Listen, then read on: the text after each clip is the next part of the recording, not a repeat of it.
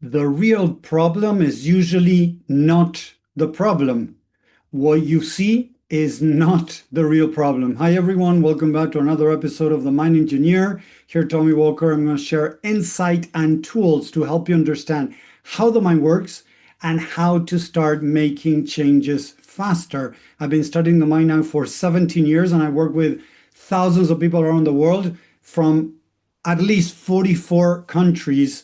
And it doesn't matter where the person comes from, the mind works the same for everyone. So I want to share some insight today to help you understand a bit more how the mind works. And why is it that although you've tried many different things to be able to bring changes, maybe if you fall into procrastination, perfectionism, analysis paralysis, self-doubt, low self-esteem, why is it that you're still struggling not being able to make changes? And that's what I'm going to share today with you. So thank you very much. If you're watching live, I want to invite you to write down #live. If you're watching replay, #replay. Would like to know if you're there. And if you're liking this, if you want to share with somebody that can benefit, please do so more people can benefit from this. So let's start with the real problem is usually not the real problem.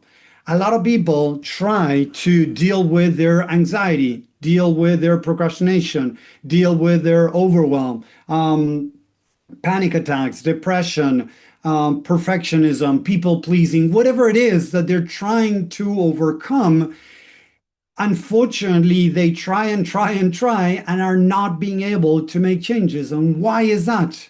Because the truth is, the real problem is not what you believe is the real problem. A lot of people think that they're lazy. That's why they don't do what they need to do. A lot of people think that they're perfectionists and they fall into perfectionism. Other people, doubt themselves and they think that the problem is the self-doubt or the inner critic as a problem. And sorry to tell you this, and I know a lot of people don't say this, in the mainstream out there, most people are teaching you to tackle the problem as the real problem, but it is not. All of those things that I said before, perfectionism, procrastination, people pleasing, not letting go, control, you name it, has to do with the symptom of something deeper. What most people see as a problem, it's the solution to a deeper problem. I know I said this many times, but a lot of new people are listening and are following me, and I want to share this with you because I know, because I talk to people every single day around these things, and it's amazing to see people how they're still struggling, trying to make changes in their life, focusing on the problem, on what they think is a problem. So somebody tells me, Tommy, I have a drinking problem. I have a smoking problem. I have a drug problem. I have a sex problem. I have a work problem. I have whatever.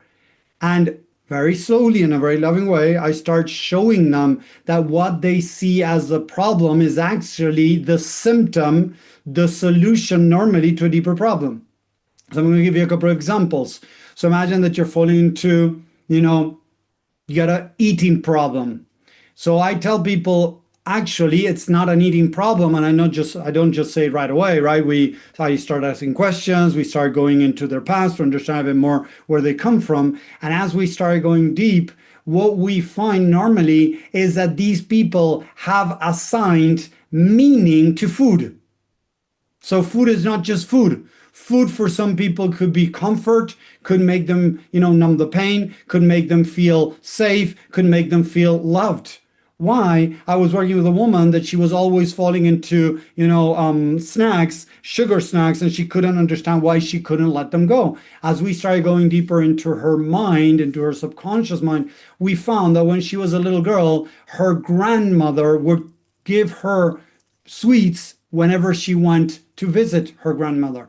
So as grandmother, she felt was giving her love, she also assigned sugar equals love. So she had assigned meaning to sugar. And this happens to most people, whether it is, alcohol. I was working once with a guy that was having alcohol problems, and he didn't have alcohol problems. He had alcohol solutions. What does that mean? He was using alcohol to numb the pain. Look, his parents were alcoholics, so a part of him wanted to be like his parents, to be loved and accepted.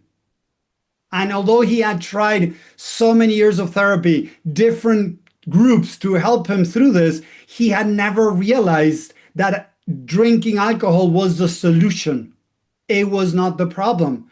When he finally started to see that it was the solution, I invited him to stop beating himself up when he wanted to drink or when he drank. And deeper down, look what we found. Apart from that, what we found deeper down was that he was needing to choose between suicide or alcohol. So alcohol was a solution, it was not the problem. When he was able to start loving and accepting the part of him that was choosing alcohol to be loved and accepted by mom and to avoid suicide, that's when he was able to slowly start moving away from alcohol. But it wasn't until he realized the alcohol was the solution, and he kept, at the beginning, he kept on judging himself, criticizing himself, rejecting himself for doing alcohol as alcohol the problem. When he was able to shift that and be able to start loving and accepting the part of him behind the drinking, he was able to truly start releasing slowly. It wasn't overnight, don't get me wrong. Slowly start reducing the amount of alcohol and eventually stop drinking alcohol. And I've seen that with people with food problems, that it was food solutions, not food problems. They had food solutions. They had found something in food that helped them numb the pain, feel safer. Many times when people get, more weight, many times it has to do with a protective layer. The fatty layer is emotionally a protective mechanism. I was working with a guy that he would eat since childhood because he wanted to be a big guy so nobody would bully him. So his eating solution wasn't the problem. He was using eating as a protective mechanism, and he was still using it in his adult life. So as we start working on loving and accepting himself, he was able to finally start losing weight. And I've seen this in people with alcohol solutions, food solutions, drug solutions, you name it, procrastination solutions, perfectionism solutions. Remember, we need to shift how we see things to understand the deeper reason behind it. As we keep trying to control ourselves to eat something, as we try to control ourselves to consume a substance, alcohol, smoking, drugs, whatever, as we control ourselves, normally for most people, that has very big ups and downs, and they're not able to truly, quote unquote, control it. So actually, it's not about controlling. It's about loving and accepting the part of you that is choosing that behavior as a solution. And then comes the big question that some people have heard it before, others have no idea. What is the solution of? What is it trying to, solve? And normally it is these two main things. There are two main human drivers: seeking for love or numbing the pain of the lack of love. Seeking for love or numbing the pain of the lack of love. One of these people I just described, he started drinking because as his parents were both alcoholic, deep down, he had the belief that if he was more like mom and dad, he was going to be loved and accepted. And although it didn't happen, look at this, and I share this all the time, and it's not easy, don't get me wrong, but it is the key. As you judge yourself for, in this case, drinking, that inner child feels that it's doing something wrong. So it's going to say, I need to do more of what is going to give me the love and acceptance of mom, dad, or in this case, little Tommy from Tommy. So many times when you judge yourself for drinking, eating, smoking, working, sex, porn, whatever it is that you're judging yourself for, you're telling that little kid that what it's doing is wrong, and it's going to create more. Listen to that. It's going to create more of what you don't want. The more you fight against what you don't want, drinking, smoking, eating, anything, you name it, procrastination, perfectionism, control, anxiety, whatever it is, you're telling that little kid inside of you, that little girl, that little boy, that there's something wrong with them. As they feel that attack, it's going to create more pain. And then that little kid is going to go into survival mode and is going to do more of what it thinks is going to bring it love or be able to numb the pain. So if you're drinking and you judge yourself, you're telling your inner child that what it's doing is wrong. So the inner child is going to do, oh, I'm doing something wrong. I need to do it this more. And he's going to drink more. You're going to eat more, smoke more, work more. Whatever that is, guys, it's going to do more of what you're trying to get rid of. And this is so important to understand. Today I was working with a woman that she'd been struggling most of her life and she didn't understand why. And she had done years of therapy. And it's been so far, I think it is 6 or 7 sessions. And the aha moment she had, today she told me, I have never felt the way I have felt working with you, Tom, in these 7 sessions together so far, compared to all the years of therapy, talk therapy that she had done in the past. Because a lot of this work that people do out there is all cognitive, all intellect, talking about what's bothering me. But there's no understanding, there's no safe place for the part of you that is hurting to come out. Because it's not allowed. Oh, I don't want to feel this way. Oh, I don't want to feel angry. I don't want to feel sad. And they try to override that with intellect, telling themselves that they shouldn't feel this way, that they shouldn't behave that way, that they shouldn't do this, to see the pros and cons of what they're doing, but they never deal with the emotions deeper down. And this person that I'm helping is going through pain. Don't get me wrong. This is not all, a walk in the park, going and doing something, really, motivational that moment. No, it's facing the pain. One of the most difficult things you're going to do in your entire life, facing your emotional pain. It's like putting your hand over the stove and getting burnt and leaving the hand there. That's how it feels when you do this emotional work. But I tell people that the rewards you get will be bigger than anything you can experience in this world. It is hard. It is painful because there are centers in the mind that feel the emotional pain as if it were physical pain. That's why we try to move away from this and we do all of these cognitive bypass techniques, try to move away from emotional pain using the cognitive side, using the intellect. And that's why I get so many people that I work with that they tell me, but Tommy, I've tried years of therapy, years of this, years of that, and nothing seems to work. Exactly, because unfortunately, we need to go into the depth of our mind, into our body to feel the pain, and then start healing from there. It is not easy. I'm going to be honest with you. I tell this to the people that I work with before they jump working with me because I don't want somebody to think that this is going to just be talking about their pain a little bit and the pain is going to go away. No, it doesn't work like that. That's why so many people are struggling. And although nowadays with all the tools, things that we have out there, we're seeing a more increment in depression, suicide, mental health problems.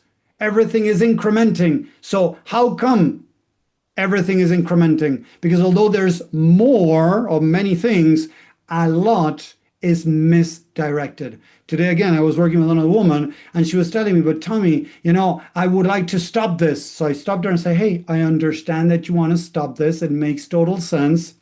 What do you think the inner child is hearing when you tell her that it's not okay what she's doing? And she started crying. And she's like, oh no. I'm rejecting that little girl as I have been rejected most of my life by my parents, by my family, by people around me. So I told her, you see, you're telling that little girl that she's doing something wrong.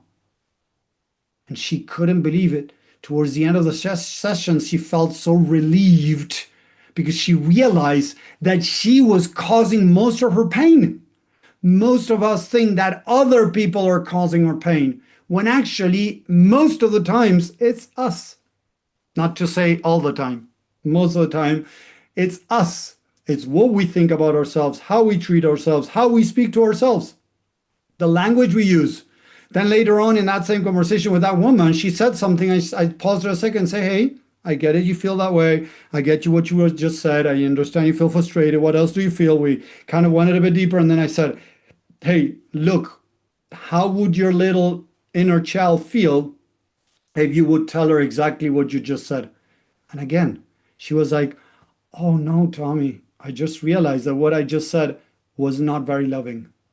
So I keep working with people to help them develop a loving language, an unconditional language, unconditional love language to talk to themselves, because that's the only way that the mind opens up correctly. The rest, most of the times, are controlled, are authoritarian ways.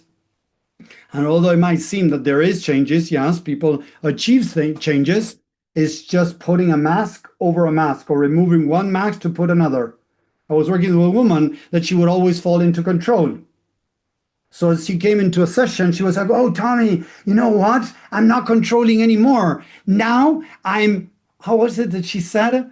She was like, I don't remember, but she's like, I'm not controlling others anymore. I control my impulses, so I don't need to control others. I don't know the exact words that she used, but she moved from controlling others to controlling herself. So she just changed the mask.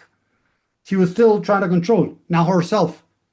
That is still control. That is not unconditional love. The idea is to love and accept the part of you trying to control, understand where it's coming from, why has it adopted this, to love and accept it, and then be able to invite the mind. Take that word forever in your life. We invite the mind to try something different. We don't force it.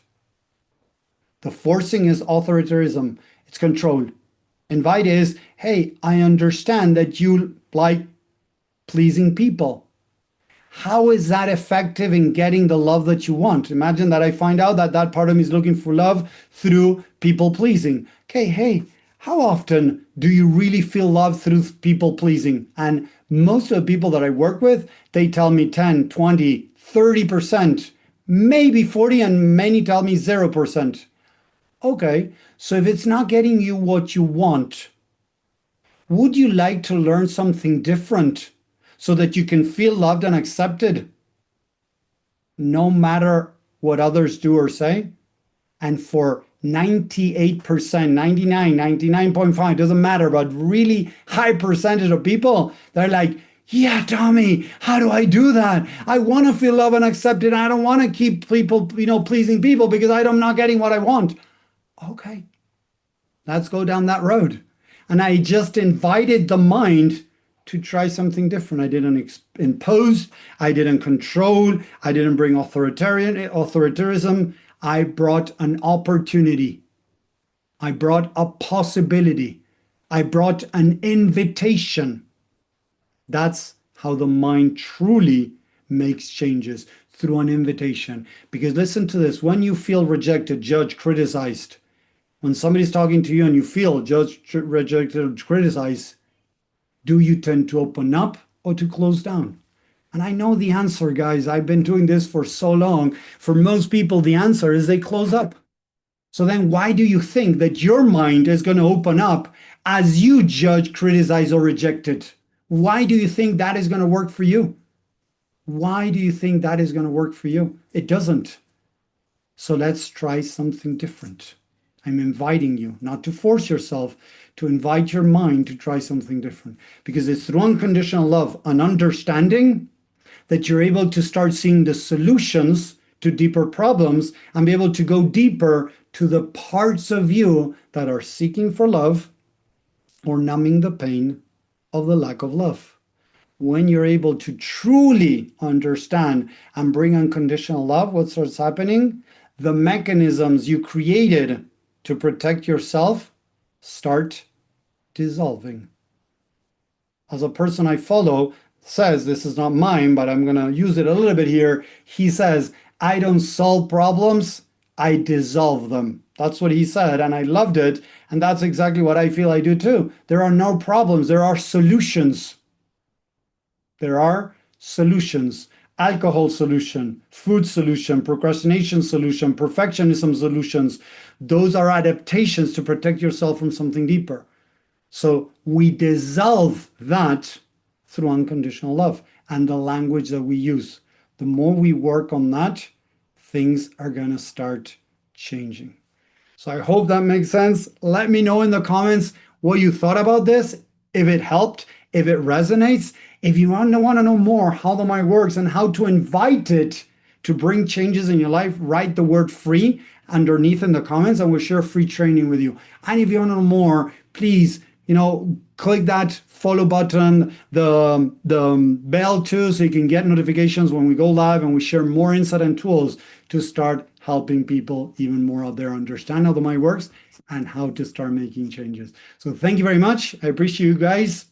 I wish you have a great week and I'll talk to you next time.